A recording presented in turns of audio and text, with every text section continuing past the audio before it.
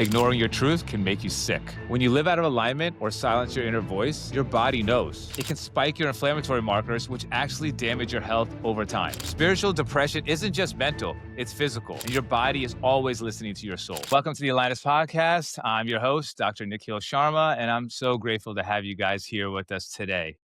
Over the past couple of years, I made the transition from working as a physician in the hospital to creating mission-led businesses that are based in the foundation of mental wellness, emotional wellness, and charitable giving. During that journey, I've come to a realization that we can be super successful on the outside while at the same time be suffering on the inside.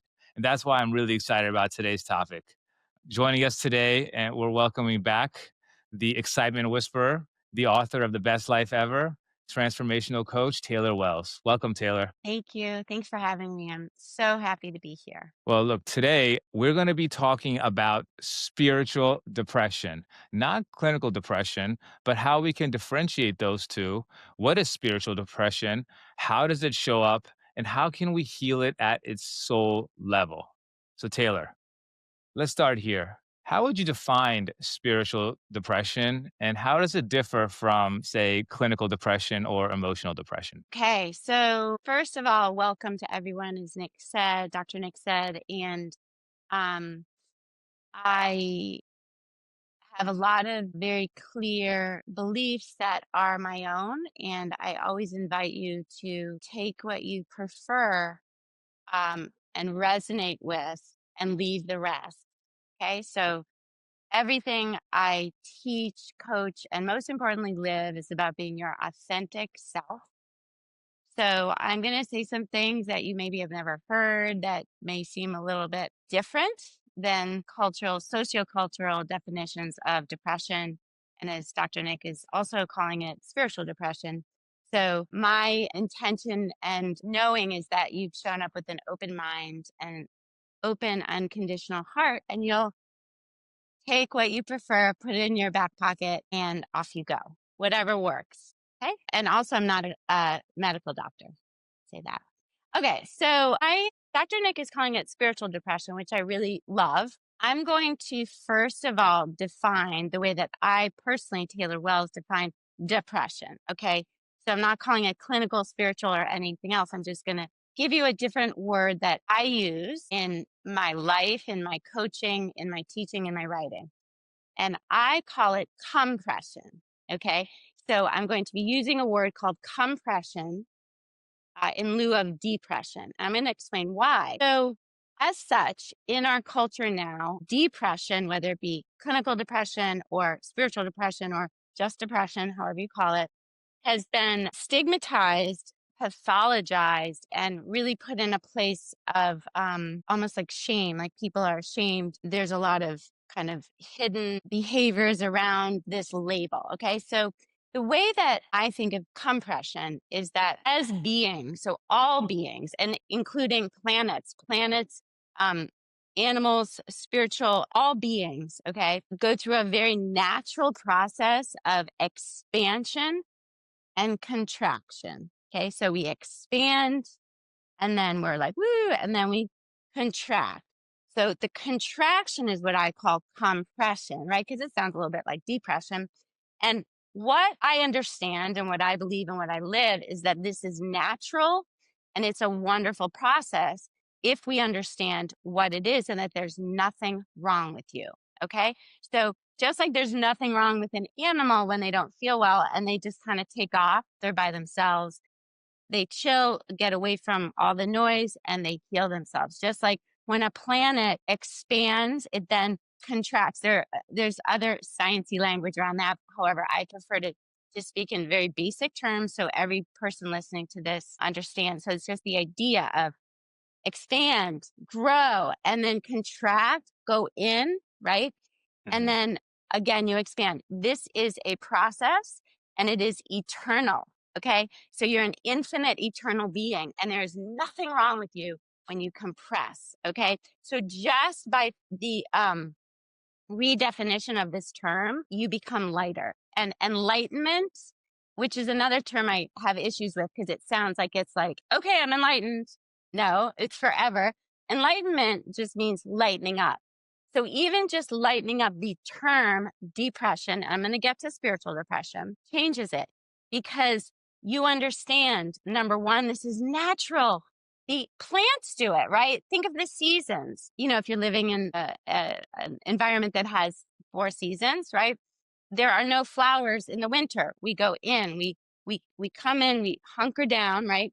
And then the spring we sprout, we blossom. So this is a natural process. Now, this is not to say that the symptomatology of compression can't totally suck. And we're going to talk Yeah. about that. Yeah. So before you get worked up about that, we'll get to that. This is first a definition. So moving forward in this podcast and in everything I speak about, I always say compression, knowing that every being goes through this to expand. You expand, you contract, you expand, you contract. You can think about it also like a infinity sign, right? So it's the figure 8 on its side. And this is natural. Once you understand there's nothing wrong with me, even if this sucks, even this is caused by extreme trauma, we're going to talk about that. There is a light at the end of this compression and it's natural. And this is not to say that medication is a bad thing. Absolutely not. This is not to say that you should be pretending that you're not having negative emotions. No, this is just a redefinition of expand, contract. Does that make sense, Nick?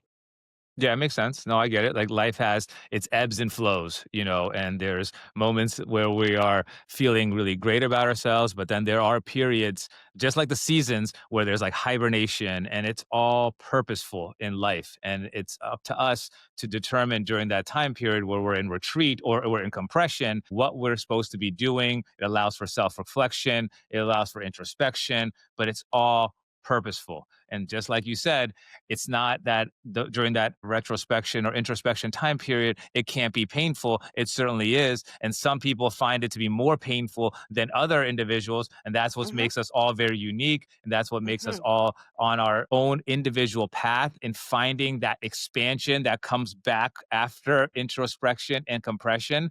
But it's the Mm-hmm. simple realization that we will all have periods in life where we will have compression, we will have a lot of introspection. That period can be very, very painful to us, but it is there for a purpose for us to then expand into a feeling of enlightenment or moving forward in our life, and can give you truly a exponential growth if that compression period is used in the right manner.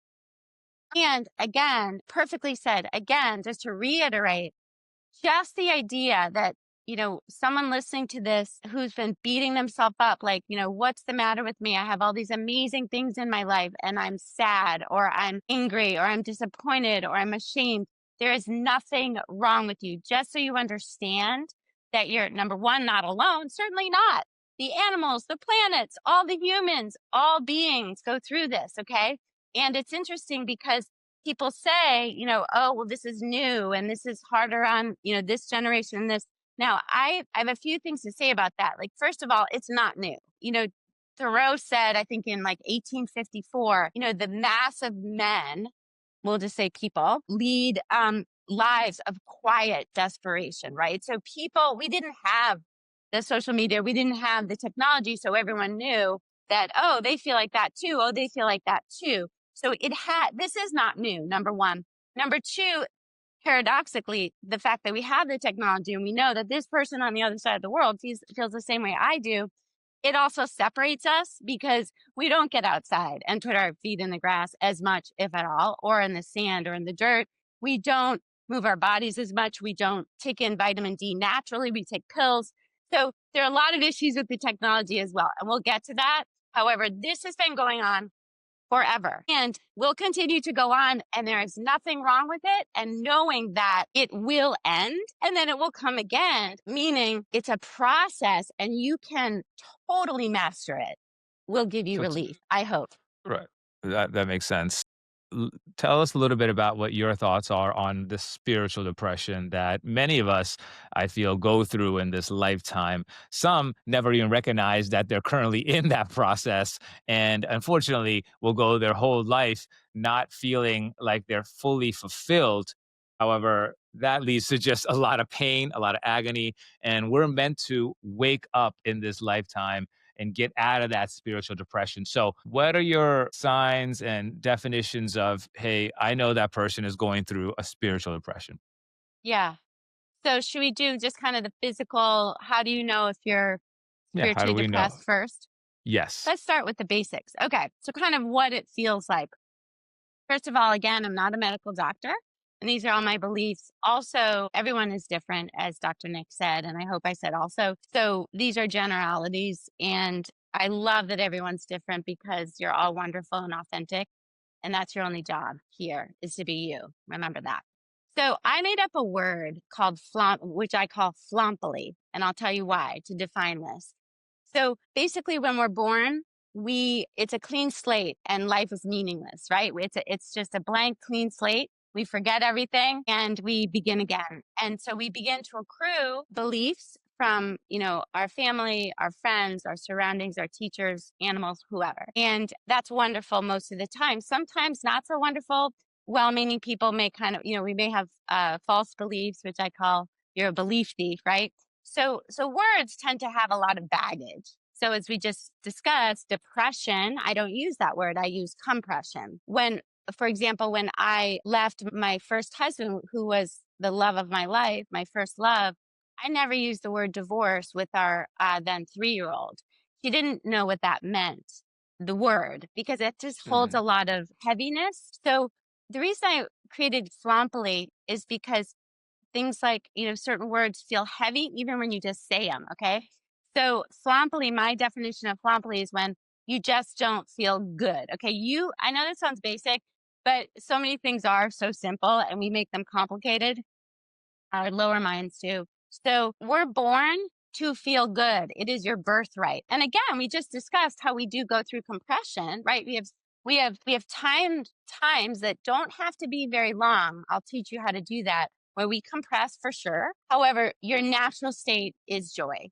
Okay. Now, joy doesn't have to be jumping off the walls, enthusiasm, like running around with your hair on fire. It can be just calm, peace. It can be ease. It can be a knowing, a focus. When you feel, other than that, when you feel mostly what I hear is people feeling alone, Dr. Nick, empty, afraid, feeling like they're misunderstood. No one understands them. That kind of physical drop in the stomach, the butterflies, the feeling that something is missing. You may be Yes. a CEO and have a Learjet, and I'm describing stuff in physical third density Earth.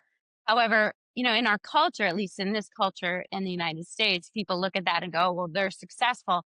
So when people say that, and you're on the cover of Forbes, and then you feel empty and you feel like you're missing something, oftentimes clients who come to me with those life circumstances, they're like, what's wrong with me? All right. And then that goes back to what we originally said, the umbrella of compression. You're compressing, feeling you're missing out, right? So you can be, FOMO, fear of missing out, and kind of a like ruminating, frantic energy.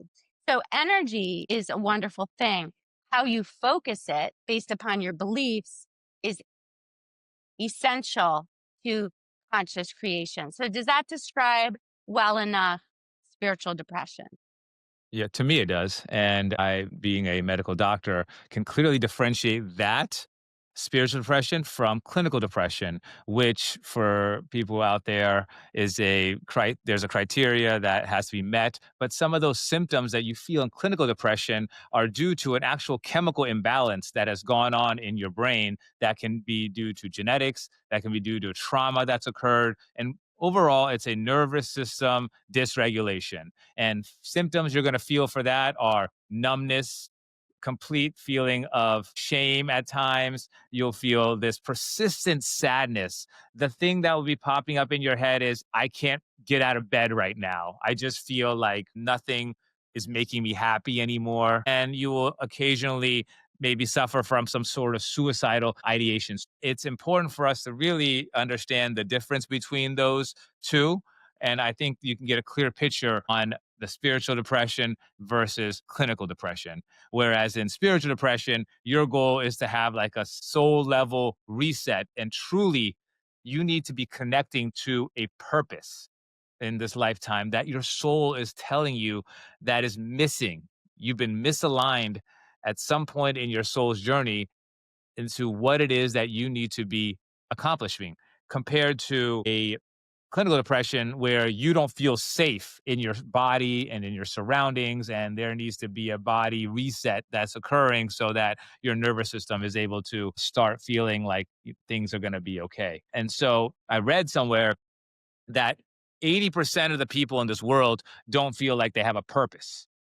And I was really shocked to hear that, because that means that 80% of the world are suffering from a spiritual depression. They're not achieving what they are meant to be achieving when they first enter this world. And like you said, when we come to Earth, we are feeling this sense of joy. We have this happiness that is running through our babies' bodies. And then all of a sudden, we start being taught these beliefs from our parents, from our environment, from the news, from media, and we just start living by those rules. And oftentimes, those rules are driven by what society thinks is successful. And what society thinks is successful is you having a big house, you having a lot of money, you having big cars, you having this very superficial lifestyle that is deemed to be successful. And we see it on social media all the time. The thing that occurs is, and I can speak for myself, is that along the way to that journey, I was becoming a doctor, and I was feeling so incredibly excited because for me, there was a purpose of healing others, and I knew that from a very young age that I wanted to heal. I wanted to help. I didn't know what that would look like, but I was directed to becoming a doctor because that was the one thing back then that I knew was a healer was supposed to become a doctor. So I did that. But then along the way, I went through a lot of trauma. My mom passed away. My dad got sick.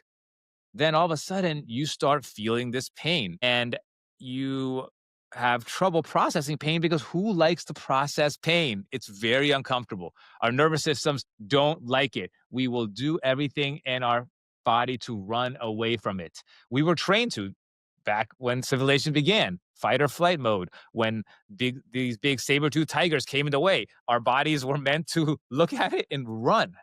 But over time, it just became hyperactive, and then perceived threats became very painful. And when all those things occurred, I realized that I'm not liking where I'm at in life right now. I feel like me working in the hospital isn't making me emotionally satisfied, but I know that it's bringing me a good amount of income. I have a nice big house. I have a couple nice cars, and I feel like I'm living the dream that people told me was a dream. So instead of spending time like processing some of that compression that was going on, because when that compression hits, it's painful. I was like, I need to run from this. And so oftentimes what many people do, they numb it out. And now that's either doing some sort of substances, drinking alcohol, or for me initially, that was working more, getting out of that like whole mindset of like, there's pain, but I need to just keep pushing through that pain instead of I need to sit in this compressive situation and understand that these are warning signs that you need to do something. And so that I feel, Taylor, is the most difficult thing that people have trouble doing, is actually sitting in that compressive time period and introspecting because of the pain that occurs. Okay, let me jump in here really quickly because I love everything you said. But let's just give everyone a huge, huge sigh of relief because what you just said is true. And I'm going to say something that it will blow your mind. So I hope, I know. I'm always willing. So the sitting in it, so the compression, here's the deal. So I did train in psychology, and what I was taught and what you hear socioculturally is what you just said, that like it's going to take a long time, it's going to suck. And I mean, different people say by the way, I think it's more than 80%. But based upon what I see in the world, and I talk to a lot of people every day, I travel, I'm talking about talking to strangers and clients and just friends. I'm talking to people all the time. I think it's way higher than 80%. Most people I think probably that 20% is just didn't fill out the survey or whatever. Most people believe that they are not worthy, all right, that they are not good enough. And I don't care what their resume says. I don't care what how big their house and what, it doesn't matter. So, and I could give you hundreds of examples, which I won't because of this is a podcast. But the point is, if you understand what I say right now and you choose it as a belief, which is all you need to do, because the pain is a signal. Beta, belief, emotion, action. The emotion is telling you, you have a messed up belief. That's not true. And the way I mean not true is it's segregated. So the way I define false belief, right, is that it segregates. The way I define positive belief is it integrates. So that doesn't say that everything I say is true and you suck, so I'm going to kill you, which is what's kind of going on in the world right now. What I'm saying is everything that integrates, meaning that's cool, that's your belief, I don't prefer it, I believe this, have the best day ever. That's what I'm talking about. Everything is valid. Choose what you prefer. The bottom line is your compression does not have to take 10 years. It doesn't have to take a year. You get to choose. And now some people prefer a process, and I'm not going to take your process away from you. As long as you prefer to suffer, you may suffer. However, it always comes down to you in the end choosing, I'm sick and tired of feeling sick and tired. I'm sick and tired of doing this drug or working all the time. And you just choose it. So you know people who've done this. It's called cold turkey, right? In our culture. I don't know how they did it. They just stopped smoking or they stopped drinking. Well, the way they did it is that we're a brand new person in every single moment. All right. So you are recreating. There is no such thing as a stuck energy. It can't exist. It's basic physics, simple. Energy has to move. When you feel stuck, you, Dr. Nick, I, Taylor Wells, anyone listening to this, it's just because you're running the energy like this in a loop, right? And who knows why? You can analyze it if you want. However, the bottom line is the universe, the multiverse doesn't care. It's just going to send you what you believe. So if you believe, okay, this is compression, this sucks. Again, I am not suggesting that you're in compression and you say, this doesn't hurt. No, it's important that you feel the feeling and then more importantly, find the belief that's causing it. So the belief is you're not good enough, or, you have all this, but you still feel empty. So something's wrong. Does that make sense? It makes complete sense. And I was just thinking about when I was in my situation and I felt like stuck because I knew that I wanted to become this entrepreneur. I knew I wanted to create this application that was going to make it fun, easy, and rewarding for people to donate. I had all these thoughts about it, but I was like, I'm not trained into doing this. I don't have any experience in doing this. So why would I be able to do it now? How am I going to be able to do it? And so all these fears start coming in, especially when you're misaligned with what you're doing currently. And those fears that come in, or those thoughts that come in, they just trigger your fight or flight system to go on to overdrive, release more cortisol, cause more brain fog, and keep you in this repetitive toxic cycle, which then causes you to do things that aren't aligned for your best interest. And eventually it can keep going and going. And all of a sudden it's years later and you're like, what? Yeah. How And did so, I get here? how did I get here? It's all of a sudden I'm like 40 and I'm like in the same situation I was before, if not worse. But this part right here where you're listening and you're feeling like, hey, something doesn't feel right. I know that I'm in a situation where I'm not feeling fulfilled, but I'm too scared to do anything about it because I'm afraid of failure. I'm afraid of rejection. I'm afraid of what other people are going to think. Those beliefs that you have, those have to be changed.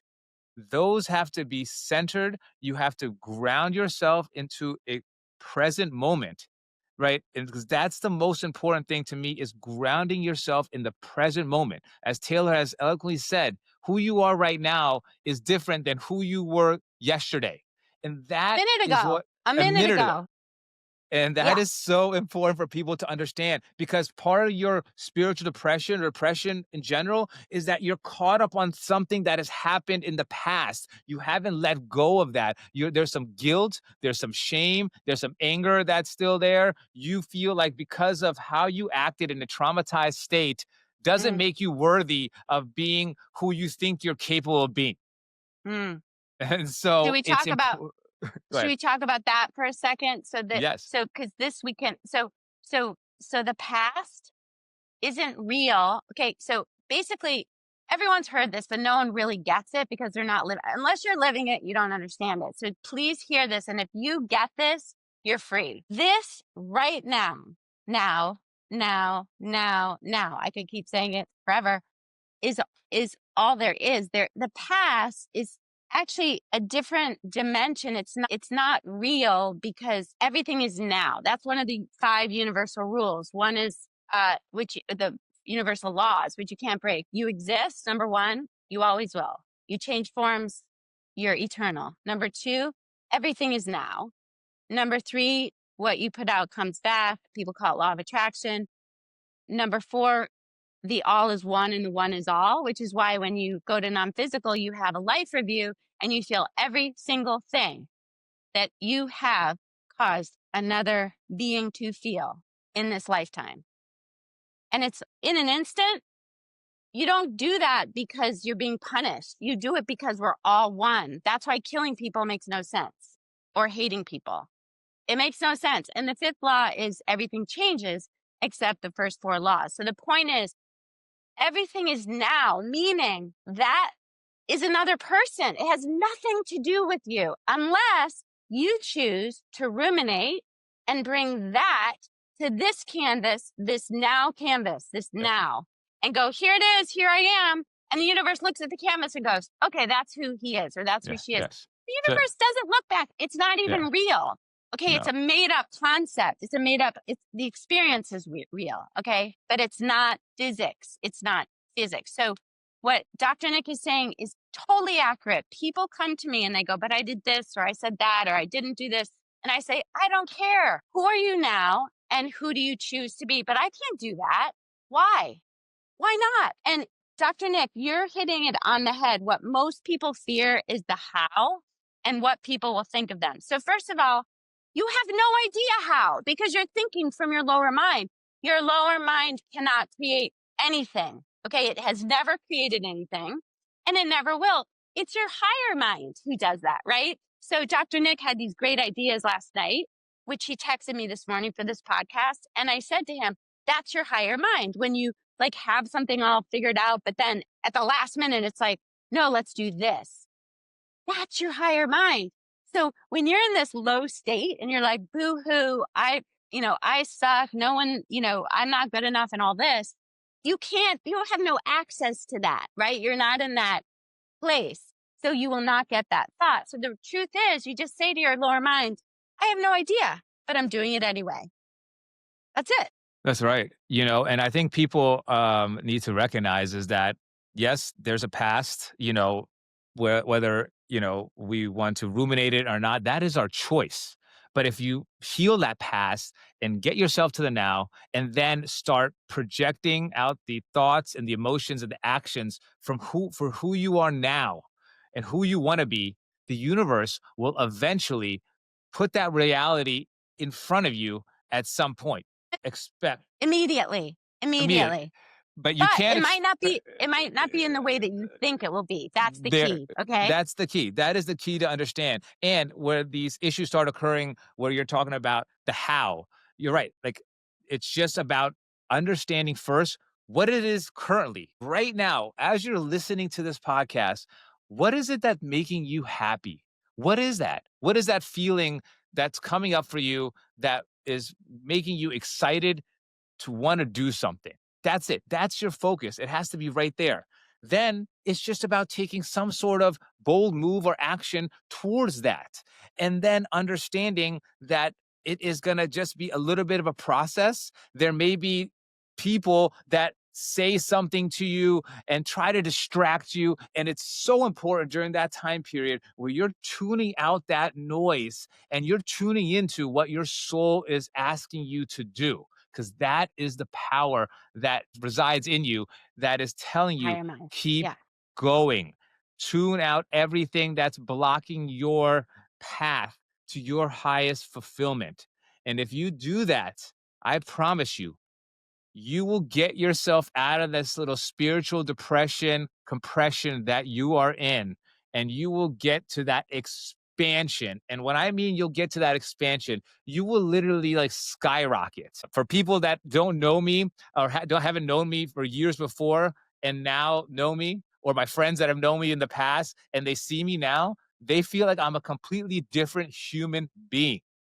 And it's just incredible because I took that time during that compression period to understand what it is that I'm supposed to learn from this process or this time period. And once I went from the mindset of being a victim to being, yeah, this is incredible. Thank God everything has happened in my life as it has, all the Yes. things, all the good, all the bad, because I wouldn't be able to be in the mindset I'm right now, being this empowered, being in my soul's calling to be able to move forward with such confidence. Thank God.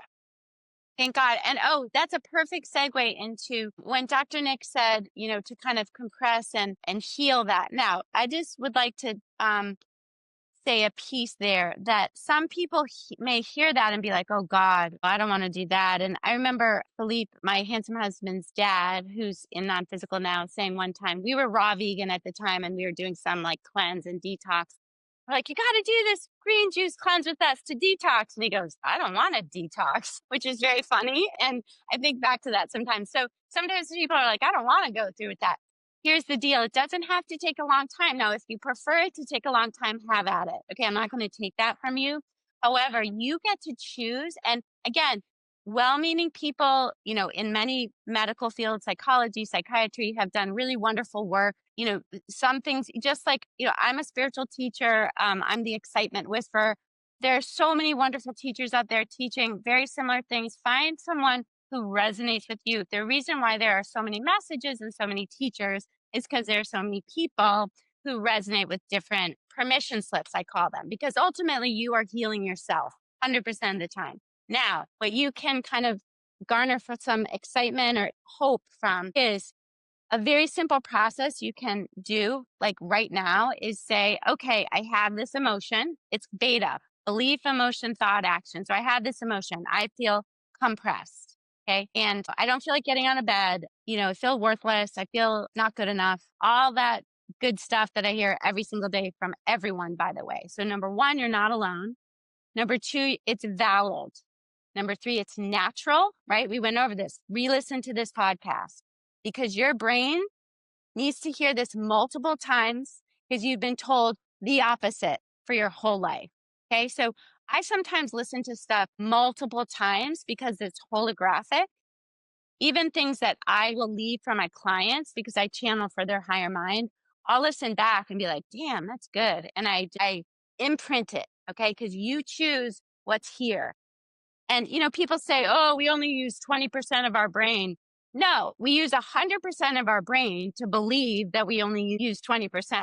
You will attract the information and the help that you need in the moment. Okay. In the moment, you will get it. You have guides, you have spirit guides, you have angels, you have extra dimensionals, you have people in non-physical, you have everything helping you. But remember, when you're in that low place, they can't reach you. So here's one question you can ask yourself. All right. Talking about the past. Did I do my best? Did I do my best with where I was and who I was? And did I do my best? The answer is yes, by the way, because you did. Whether it was a total mess up, you did your best. Second question. Did I learn? What did I learn? Yeah, I learned blank, blank, blank. All right. Now you're on the path. Now here's a key. Imagine you're walking on a sparkly path. Okay. Stones. And you're on a step right now. And the step is I'm compressed. Now you just cleared a couple things. You're like, I did my best and I am in this now moment choosing to feel better, right? But in that moment, a lot of my clients do this. It's messing up step 4 of my conscious creation. They go, why am I here? Why do I feel compressed? I've been working with Taylor. I thought I was doing well. I have a big car. I have everything. Why do I feel this way? And when you do that on that step, you guys, you cannot step forward to the next step. Okay. Now I did say that energy isn't stuck, but actually you're ruminating, you're reality leaping on that step. Here's the pro tip. I have cracked this code. This is all you have to say. Write this down. Ready? I have no idea why or how, but I know that this serves me and the greater good. That's it. That's all you have to say. That covers everything. You don't have to know why or how, but that will catapult you to the next step, because you cannot step forward until you validate where you are. When you don't validate where you are, when you judge it or judge others, or as Dr. Nick said, use self-victimization, blame, complain, justify. We all do it. Okay. When you just say, I have no idea how, I have no idea why, I feel like crap, by the way, you don't fake it. Now that messenger, the pain goes, all right, he's got it, she's got it. They have a lot of work to do. Off they go. Then you ask, what is the message here? Then you're going to get it. If you stand there going like this, why am I here? I thought I was doing better. I thought I was a spiritual person. You cannot step forward. Does that make sense? Yeah, of course. It's about empowering yourself and asking questions and seeing, how we can move forward with clear light, clear mind, clear focus. And I really resonate with what you're saying about, did my past serve me? And I did as well as I possibly could have to get to where I'm at now. Just like when we think about our parents, there's often times where we get upset or frustrated at them. But you know what? They did the best that they possibly could, given the state of being that they were in the environment that they were in. You have to just forgive them for other aspects of maybe they didn't tune into what you needed at the time. But again, they did the best they could. And you did the best you could to get to where you're at now. Now, there's no excuses going forward after hearing these words of why it is that you aren't going after what makes you happy. There should be no excuses. You can make an excuse if you want to suffer. So again, it's free will. Of course. So if you want to suffer, yeah. I say it like that because some people really do argue for their not if they come to they me, want they to suffer. don't. Right. Now, another thing, what did you just say? Oh, your parents. So another thing you can also remember is that you chose your parents. You chose everything. Everything is self-induced. Everything you bring to yourself. You chose all this. And what does that feel like? Empowerment. Because if you chose it, you can choose something different. If you're a victim and you believe in the illusion of power, if I change him and her and this and that, well, then I'm going to feel good. You're screwed because you can't do that.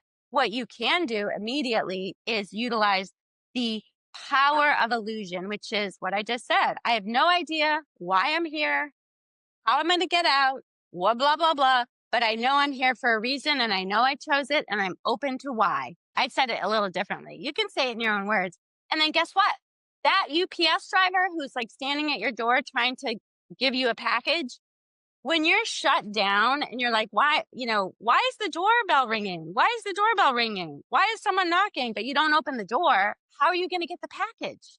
Yeah, you have to be ready to receive. Very well put. As we're kind of wrapping up this podcast, you've obviously dealt with a lot of people that have come in with this internal crisis, this spiritual depression, this mental fog that they've been suffering from years, sometimes decades.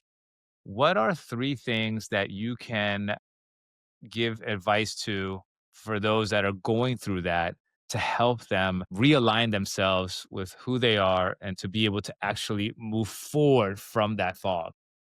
Yes, thank you for asking that. So I'm going to give a couple more than 3 if it's okay. Of course. So what are the steps? All right. So number 1, get off your phone. I don't want to hear anything about this. I don't want to hear excuses. Not completely, obviously, but start where you are. If you want to start with 5 minutes first. So I'm talking about right when you wake up. This is not what Mhm. you're going to do when you wake up. Okay. Tomorrow morning, take this step immediately. So start where you are. I'm going to tell you that I have built a very strong practice in the morning. So at this point where I am, which I don't expect you to do tomorrow, and I wake up very early, I do not look at my phone for 3 to 4 hours. What I do is I personally do practices that align me with my higher mind so that I have the foundation for the day. Now, you, depending on, your situation, your sleep schedule, your friends, family, animal situation, etc., your health, everyone has different things going on, okay? However, you may choose immediately to take a little break. 5 minutes, start with 5 minutes, work up. I promise you, you will not miss anything. You will only gain peace of mind, clarity, calm, etc. So that's number one, phone. Number two, this is starting tomorrow. Number two, because it's always now, find a practice that works for you. I obviously am a huge fan of yoga. I went through my own stuff when been through many things, but one thing I can tell you right now, which is a quick, easy story, is I met the love of my life when I was 17, Brown University, the first day of orientation week. And in fact, synchronistically, my best friend, first best friend, I have many best friends from college, is visiting me today from DC. And we both pointed to the same person and she said, "You can have him."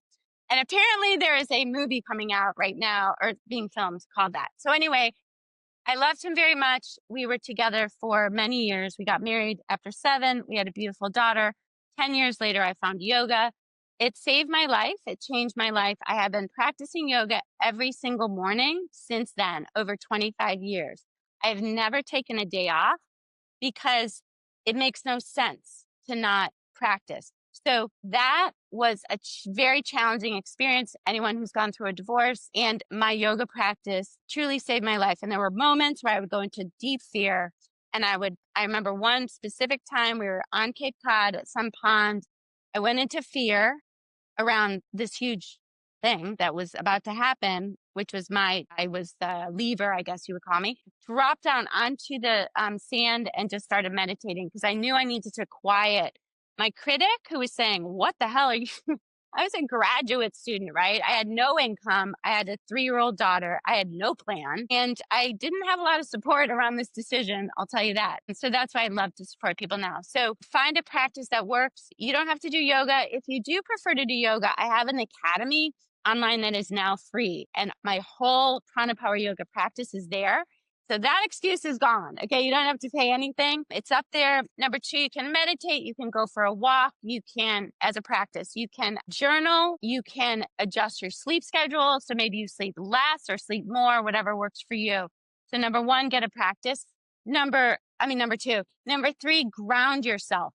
Get outside and walk on the earth with bare feet, whether you're in grass, whether you're in sand or dirt. Even if you're in a city, they have parks. Put your feet on the ground. Okay, this is really important. I also have earthing products that I sit on. I don't sit very often, but when I'm sitting on it. I have a mat I sleep on. You can look into that. It's all over the internet. Okay. So, Just to add fu- to the yeah, benefit of yeah. doing that and putting your feet on the ground, there's been numerous studies that have come out that have shown that it decreases the viscosity in your blood, which allows for the blood flow to go faster and oxygen to be delivered at a much rapid pace to all your organs. And so there's true benefit that occurs when you are putting your feet to the ground for at least 10 minutes and enjoying what that feeling is like. And it also, as studies have shown, that it switches your hormones to be in a more calm state of being, and it works with the vagus nerve and making your parasympathetic part of your nervous system activate, which is your rest and digest. So big benefits of feet on the ground. And there's a new study. I just saw it in my email box when I was on Nantucket last week. I haven't read it yet. From Earthing you can go to earthing.com with specific science about all that and more about athletes and how they perform, etc. Honestly, I got hooked on the earthing products when I was teaching at a conference 15 years ago in LA, and they had a table and they're like, "Can you try this and fill out the survey?" And I'm Right, like, right, right. "Okay." And I'm like, "Oh Yeah. God." And it totally blew my mind and I've used it ever since. So check that out. Also, you guys, what Number was the other thing? 4. Oh, water. water, water, water. So just add water. So if you live near any kind of body of water, whether it be a lake or a friend's pool, your pool, the ocean, anything, get in that as often as you can, especially natural water. But if you can't do that, that's fine. If you have none of that, get in a bathtub. I took baths before we moved to Barrington, Rhode Island. Now I'm in the ocean. I was in the ocean right before this podcast. My hair was wet. I would take baths every day because, for babies, like if you've ever, worked with babies or had a baby or have a niece or nephew, if a baby's kind of fussy, right? You just add water. Like you put them in the tub, they're happy. So water, anyone can do that. And two other things, you guys, food. So there's a lot of stuff out there about food. I'm not going to get into it, but it's important to tune into how you feel after you consume something. One thing lately that I have forced myself to eat, and now I love it, is avocado. So I eat one whole avocado every day. And I didn't like it because I had eaten too many of them when we were raw vegan. I kind of got really sick of them. But avocado is great. Almonds, really good for your third eye, opening that and your mind. Last thing is gossip. So come on. So when you gossip, you definitely get a rush, right? It's like really like satisfying in the moment. And then think about it. You feel so bad if you're in tune. If you're shut down, no. Yeah. But if you're open and you're doing this work, you're not going to feel good, right? It's like a pebble in a pond. So first of all, don't beat yourself up.